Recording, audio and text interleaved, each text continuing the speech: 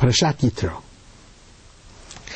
Probably one of the most significant portions in the entire Bible.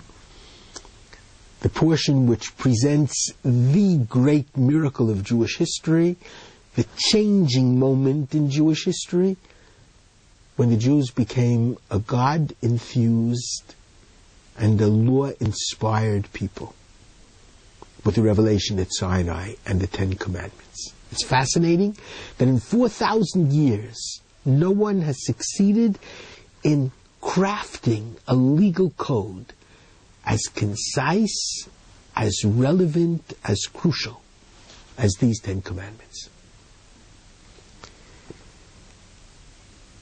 The Mechilta de Rabbi Yishmael, the Midrash on this portion of Yitro, the portion of the Ten Commandments, asks a very telling question. Why did God give the Ten Commandments in the desert, on a mountain, Mount Sinai, which is not even technically a part of the boundaries of Israel that God promised to Abraham? It's in Galut. It's in the exile. Would it not have been far more intelligent, far more apt and fitting for the Bible, for the revelation to have been given to the Jewish people on the Temple Mount, Jerusalem, Israel? Why does the most profound and important moment in Jewish history take place in the desert exile and not in the holy land of Israel and the holy city of Jerusalem? The answer, according to the Midrash, is amazing. It's because, says the Mechilta de Rabbi Yishmael, had the revelation been given on a mountaintop in Jerusalem, the Jews would have been certain that the revelation was for them and for them alone. And God did not mean for the revelation to be for Israel alone. It's God's desire and God's ultimate plan that all the nations of the world will accept at least the morality of the Ten Commandments.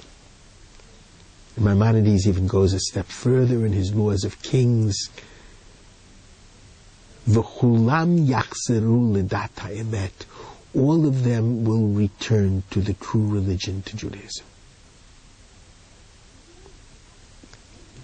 And the Jews and Gentiles will be able to eat together because everyone will keep the laws of kashrut. Obviously, we are not to force conversion.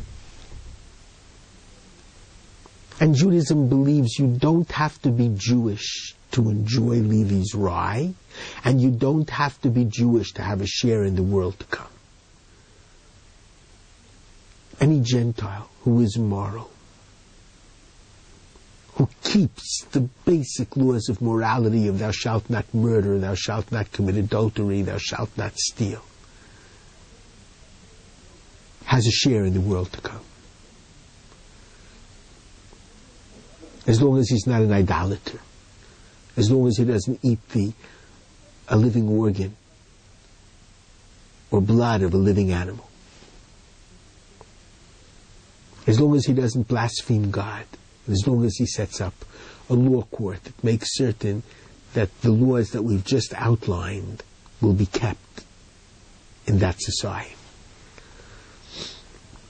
So you don't have to be Jewish to have a share in the world to come.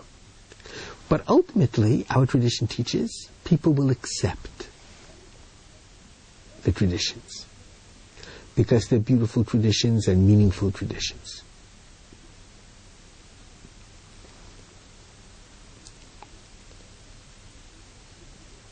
Be that as it may,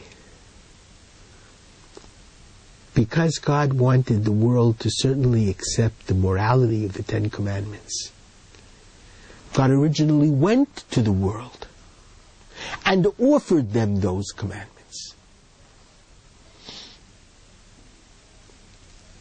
And this is a Midrash, book of Deuteronomy, very end, chapter 33, verse 2. When Moses, in a poetic way, is retelling the revelation at Sinai, and he says, Hashem misinai ba, God came from Sinai. V'zorach miseir lamo, and the divine glory shone from Seir to the people of Esau, the descendants of Esau. Hofia mehar paran, God appeared from Mount Paran to the Arabs and gave the Bnei Yishmael, the children of Yishmael, a chance to accept the commandments, at least the morality commandments. Mimino eshtat lamo, to his right was the fiery law of his biblical revelation. But neither the children of Esau nor the children of Ishmael were interested in accepting it then. And so when the anti-Semite once charged how odd of God to choose the Jews, the real response is it wasn't at all odd, because the Jews chose God. The Jews wanted the commandments, and only the Jews at that time.